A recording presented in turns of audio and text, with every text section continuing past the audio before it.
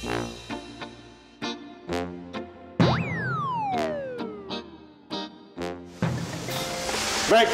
gising na ba si Pitts? Oo, kakatapos sila mag-almusal. Siguro naliligo na yon. Ako, malas ko naman. Nandiyan pa naman si Sir, ah. Bakit malas? Hindi ko inabot yung almusal eh. Bakit ang aga mo? May pinapapirma ang kontrata to si Janice para kay Pitts. Dadaling ko raw kagad sa kliyente. Pambihira to asawa ko. Ginawa pa akong messenger. Messenger? Hindi naman message yung dala mo, ah. Oo nga, hindi pa naman. Kontrata to eh. Kontrata? Ang dapat itawag sa'yo, kontraktor. Oo nga, tama-tama sa sinakyan mo. O bakit? Ano naman kanalaman ng sinakyan niya? Eh di ba, delivery truck yung sinakyan niya? Kung truck yung sinakyan, kontraktor yung sumakay. Hindi na ka, Maria. Hayaan ka na naman sa mga hirit mo eh. Bakit, Ate Baby? Ano ba mali sa sinabi ko? Gusto ko sana ipaliwanag, kaya lang baka hindi mo na naman magets. Sobra ka naman, Ate Baby. Alam mo, pag ako naging matalino, di kita apihin. Ako, sigurado akong magiging matalino ka. Ayun lang eh, intayin natin pagputi ng uwak. Kaya yun. Di ko naman nag-gets. Ay, nako. Ayoko na talaga. Wait. Let me explain. Tama na nga yung mga explain na yan. Sawan-sawa na kami, nakakapaliwanag mo. Tignan mo, tuyo na nga lang ang kinakain namin. Kasi wala kang maibigay na trabaho kay Didi. Excuse me, ang dami kong booking para kay Didi lately. Madami nga. Puro hindi naman bayad. Well, it's not my fault. Hindi pa rin ako binabayaran ng promoter, I promise, pag nakasingil na ako sa promoter, bibigay ko sa iyo yung talent fee mo. Ikaw, manloloko ka talaga. 5 probinsya ang pinuntahan ni Didi. Lahat yan hindi nagbayad. Okay. I'm really sorry sa lahat na nangyari. But I promise you that I will do everything within the week para makasingil sa lahat ng mga may utang sa atin. Sabi mo within the week, ha? Pag di mo ako nabayaran, maghanap ka na lang ng ibang talent na lolokohin mo. No problem. I'm sure marami dyan. I mean, maraming ways para makakuha ang pambayad. Ano pang ginagawa mo dyan? Hindi pa ako nag-almusal eh.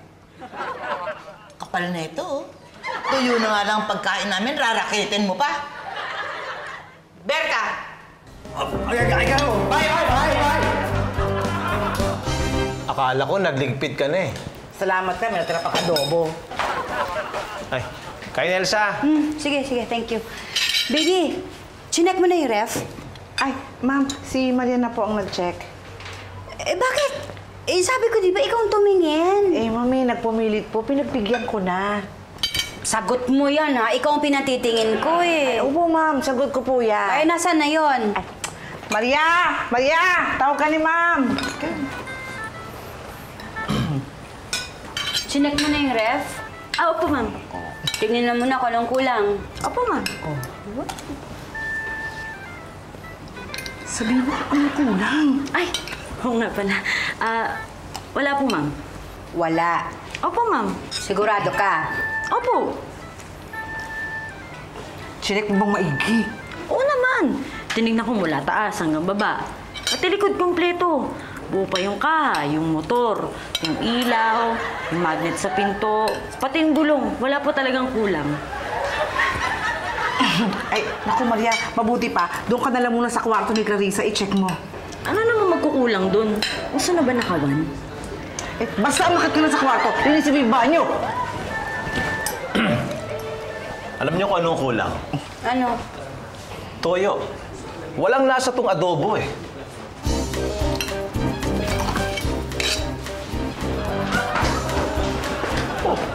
Bakit? Eh, si Mami yung nagluto ng adobo eh. Dapat pala ikaw nagluto eh. Bakit? Ang dami mong toyo eh.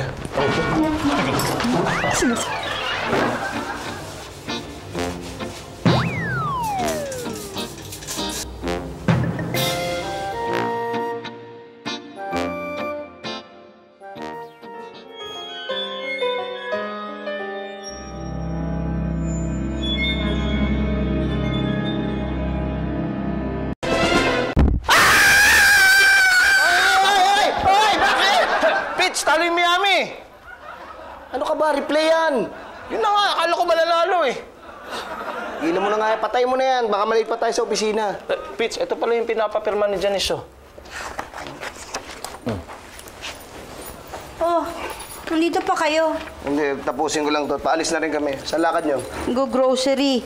Baby, halika na! Apa, ma'am? Naku, teka. Naiwan ko pa yata wallet ko sa taas. Pakikuha naman, baby. Oo nga, hindi pa ako nabibigyan ng baon. Ay, sir, yung baon niyo po, nilagay ko na sa kotse niyo. Baon na pera ang sinasabi ko, yung pambabayad ko sa tollgate, adobo. Tsaka matabang yung adobo, kulang sa toyo. Ayun Yan ka na naman, ha? Bakit? Wala! Wala po. Kunin mo na, baby, yung wallet. Sige po, ma'am. Maria! Maria! Maria! Sir! Sir, ma'am! Si Maria!